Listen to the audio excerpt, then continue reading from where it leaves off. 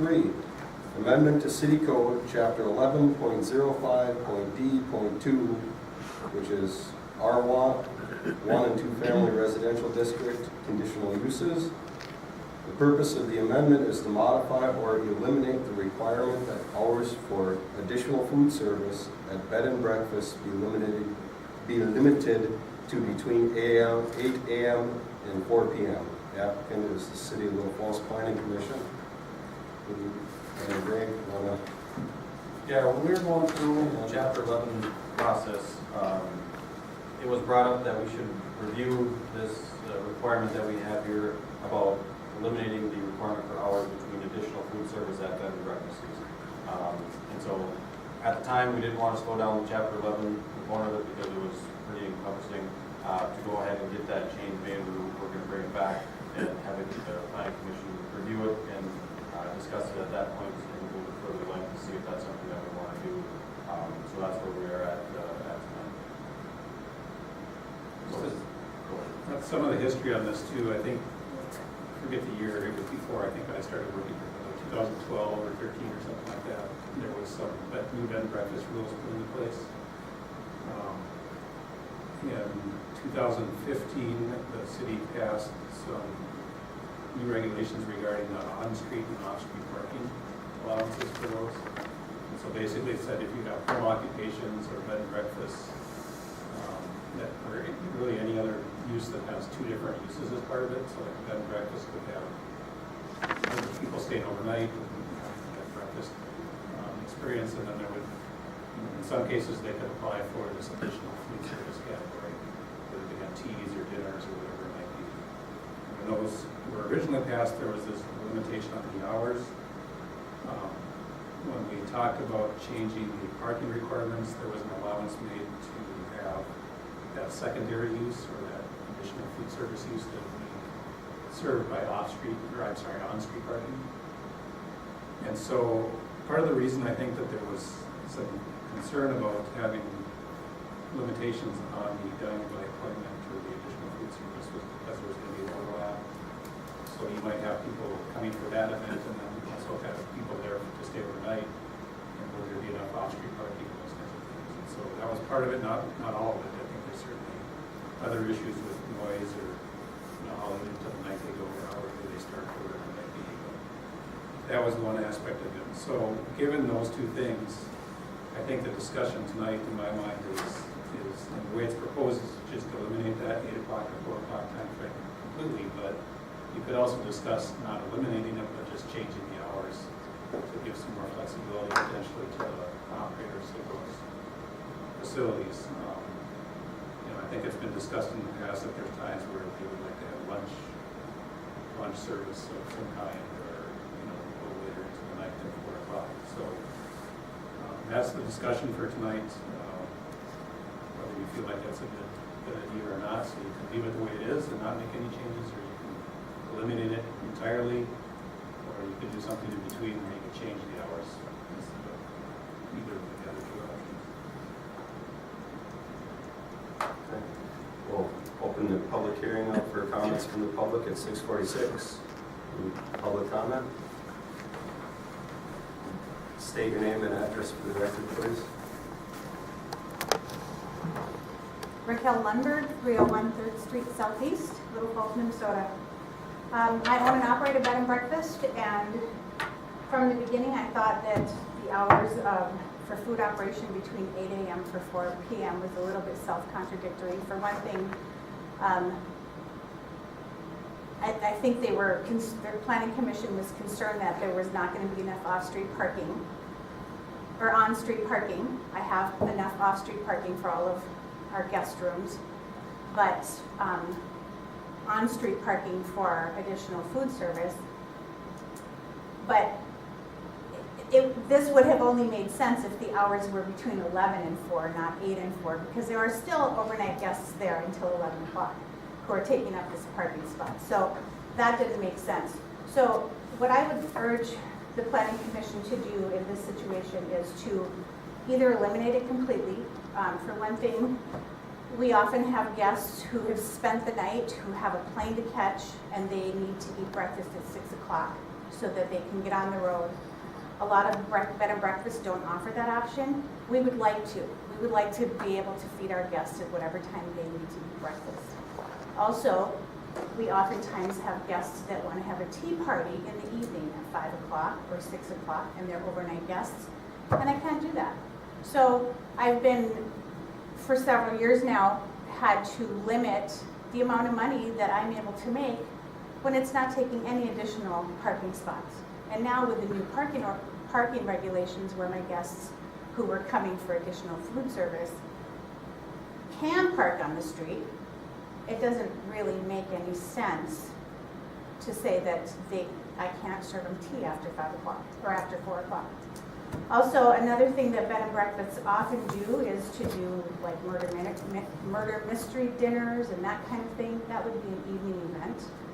There's plenty off-street parking for overnight guests and on-street parking also for those who would just come for the event. We are not operating a restaurant. We don't have a commercial kitchen.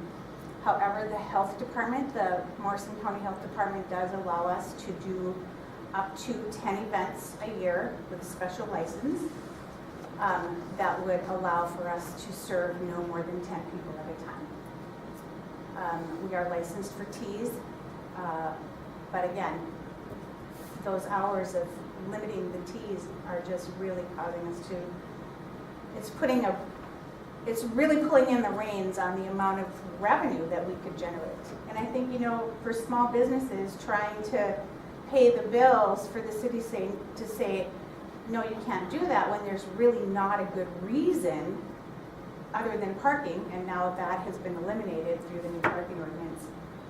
So I would just encourage you to consider either eliminating that sentence altogether, or if you do want to limit the hours, then maybe limit it from 6 a.m. to midnight or something. Something that would enable me to still have an evening tea party that would generate a little additional revenue for a small business that is really good for this town. Thank you.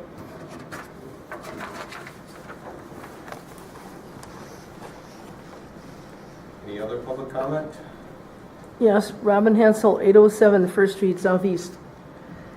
My issue and concern is that Raquel Lundberg, the owner of this Waller House, is a counselor, an elected representative, asking now, after having asked to have the parking restrictions removed, which she successfully got. I didn't ask for that. Well, actually, I think you did at a work session. I believe I have that recorded. At another work session, you did indeed request that the city eliminate this 8 a.m. to 4 p.m. restriction on your conditional use permit. And that's actually, I think, what should take place is the conditional use permit should be modified rather than going about this in the way that it's proceeding.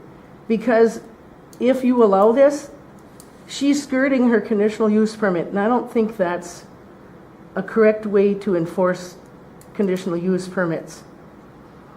And I've stated here at this commission a number of times, I have no objection. In fact, I think this city pits downtown businesses against in-home businesses for a number of reasons, and I think that's unfair. But remember, whatever you authorize in this situation with her food service, another individual can do the same. And I'm just suggesting that because you have different neighbors. Actually, the Waller House is in my neighborhood. It's in the same zoning district as mine. And I guess here's the dilemma that you face. In my opinion, and I'm not an attorney, but this seems like a giant conflict of interest. Here's a city councilor asking the planning commission and then going to ask the council to modify the zoning ordinance so that she can make more money off of her business. That's in essence what's happening.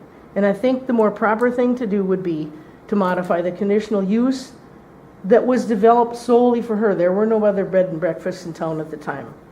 And I'm all for business, and I would like to see other hotel motels Airbnbs, whatever, have full license to operate in all residential areas. That's another thing that Raquel requested, that Airbnbs, other small businesses, be restricted.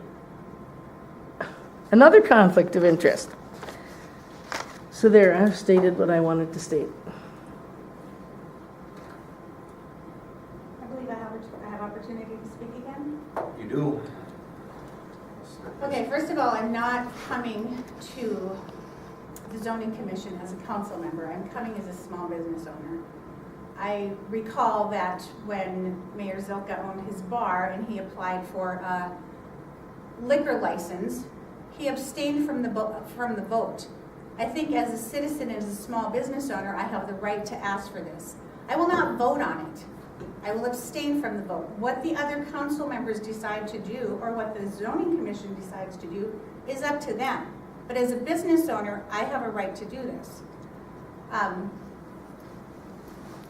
then there was something else that you said that I was gonna, as far as Airbnb, I want Airbnbs in Little Falls. I do. I just want them to be regulated. I want them to collect lodging tax the same way that all of the other lodging establishments do, so that that money can go towards tourism. I don't say no Airbnb, I say regulate Airbnb. You're regulating regular B&Bs, you're regulating motels, you're regulating bars. Of course, Airbnb should be regulated as well. And I'm saying that as a council person, and there's no conflict of interest there, none whatsoever.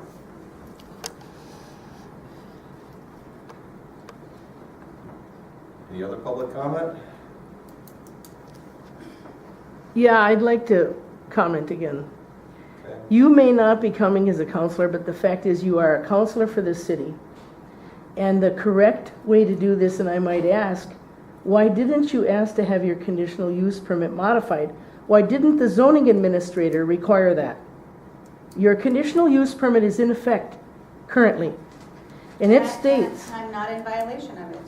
no, I'm not saying you are, but it states that you can only have teas by appointment between 8 a.m. and 4 p.m. So rather than asking the planning commission to totally eliminate that rule that is applicable in your existing conditional use, why wasn't this procedure followed, going through the conditional use and amending that somehow rather than this way? I think the public has a right to know the answer to that. Being that everybody's had 2 chances to comment, I think we can close the public hearing, the public comment at 6:56 for discussion amongst the commission.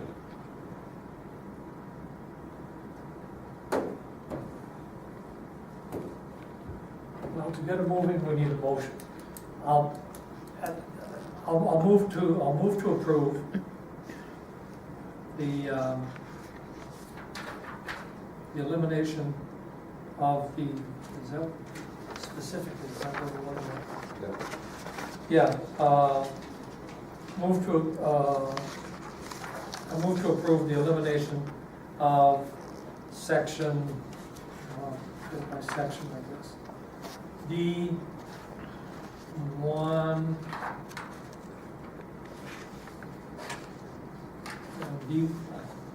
D1K, no, D1L4, is that right, Ben? The L and the 4 are right for sure. It would back up. It would be D2L4,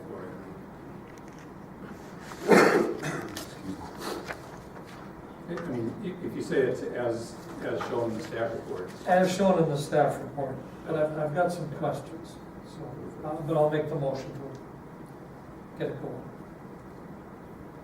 A second? I'll second. Okay. Got a question. In your comments, Raquel, you said that your guests can't get breakfast before 8 o'clock? It says right there that Well, I can't serve no, before I 8 think in o'clock. what I'm reading here, it says, the dining facilities are not open to the public, but limited to the residents. Okay? Employees. Yeah, limited to residents, employees, and registered guests or dining guests. And registered guests, and then it says, or dining guests by appointment. And it's by appointment that we have the limited hours. Not, what I read, it's not on your B&B guests, it's not on your not on your registered guests or employees, but only on appointment guests. Am I reading that correctly, Ben? I haven't looked at it closely, but I guess that would be my thought, was that there's a distinction made there between that the 8 and the 4 p.m. restriction is for the dining by appointment. By appointment. So that the guests of the B&B, the overnight guests, could eat, I guess, whenever you serve breakfast. But- So they could have tea after 4 o'clock. That's what I read. Right, yeah, I don't see this restriction as impinging on your ability to serve your overnight guests. It's more about people that are coming more, from outside. That are not. By appointment. Now, that might interfere with a 8 o'clock murder mystery or something, unless those are all registered guests. Unless they're only there for the dining. Yeah, that would be. If they're that only would be there But then for they'd be dining, there that's by appointment. Yeah, so if you have your overnight guests and then there's a separate group of people that are coming in for a murder mystery or a tea or whatever it is, that's to me where the 8 to 4 comes into play. So you wouldn't be able to have that kind of event after 4 the way it's written right now. Well, that was my understanding. Yeah. So Unless they register. And now they're appointment, but they're by appointment and they're registered guests, so.